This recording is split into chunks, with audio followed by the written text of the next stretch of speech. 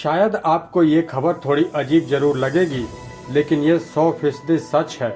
शायद आप अपनी पत्नी से भी कई सवाल करेंगे, लेकिन आपकी पत्नी भी कहेगी कि वो आपकी पहली पत्नी है। अब आप सोच रहे होंगे कि जब हम दोनों की पहली शादी हुई है और मेरी पत्नी से मेरी पहली शादी हुई है, तो मैं अपनी पत्नी का चौथा पति कैसे हुआ। तो इस बारे में हम आपको बता रहे हैं। बता दें कि हर स्त्री के 4 पति होते हैं और आपका नंबर चौथा होता है। ये बात आप इसलिए नहीं जान पाते हैं क्योंकि शादी के समय आपका ध्यान तो रिश्तेदारों से मिलने पर रहता है। अगर आप शादी के समय पंडित के मंत्रों को सही तरीके से जानेंगे तो आपको पता चल जाएगा कि शादी के समय जब आप मंडप में बैठे होते हैं तो दूल्हे के तौर पर आपका नंबर चौथा होता है। आपसे पहले किसी भी दुल्हन का स्वामित्व 3 लोगों को सौंपा जाता है।